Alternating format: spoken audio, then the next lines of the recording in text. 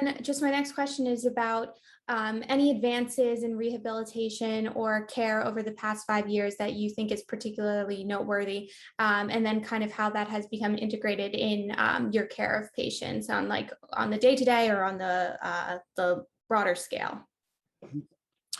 Yeah, that's a little more of a challenging question to answer. I would say that the advances in the last 5 years tend to be more medical in nature. And those, of course, are going to be specific to the diagnosis in question. But from an occupational therapy perspective, I guess I'll throw this out as a overarching organizing thought. For those that are more or less familiar, occupational therapy looks at all the stuff you do in your daily life, from the basics like dressing and grooming, all the way to the most complicated stuff you do at home in the community. You look at your vision, your thinking, your balance, your coordination, and how all those things come together to be able to help you live your life. So in the presence of any type of disease, dysfunction, disorder, we come in and we assess the capacities of patients, and we take into account the expected course of the disease, and integrating, to answer this question, integrating whatever care is going to be provided through the medical model and facilitate recovery or maximizing quality of life if recovery isn't to be expected. And in doing so, we look at how the patient's current capacities and their available resources, be it their resources in terms of their ability to do things, support within their network, to be able to remove barriers toward performance and safety and well-being.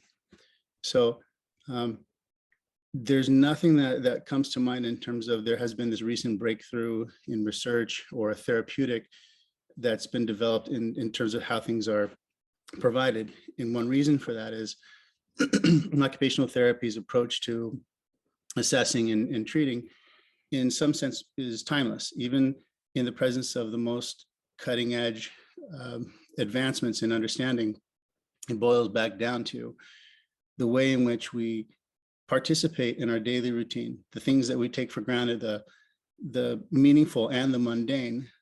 Our nervous system and our bodies are organized to be able to participate in those. So in a sense, state of the art is and will always be how we go about performing that which we as a species are designed and required to do. A good example is if you just say you were to look at the most advanced perspectives that we currently have on neuroimaging, neuroinformatics informed capacities to think and to move, rather than doing some type of computer-based game that doesn't have any real tie to a daily life activity. Occupational therapy emphasizes the need to be able to recruit network function down to the very structures through the white matter and gray matter connections that were formulated in response to experience. And we create a series of approaches to participate, harnessing that predisposition according to organization and life demand. And it's a circuitous answer, but it's actually very tight and accurate in terms of the very heart of how we approach innovation, reinfusing whatever is going to be from the medical model into the structure through which we provide care. Absolutely. And so my final question is just about any current challenges or hurdles that you think need to be overcome. I know you were talking about kind of, the limitations in rehabilitation advancements specifically, and that would be more probably surrounded around medication. But is there anything from your perspective as an occupational therapist that you think, could be done better, or anything that is creating an obstacle to caring for these patients? Sure, absolutely. Great question. From my perspective, and I know I don't stand alone in this, there's always an issue of equity and access. And when it comes to, number one, being able to get in to see a physician to receive a diagnosis of what is otherwise a very complicated area of medicine, it's not uniformly available to society at large.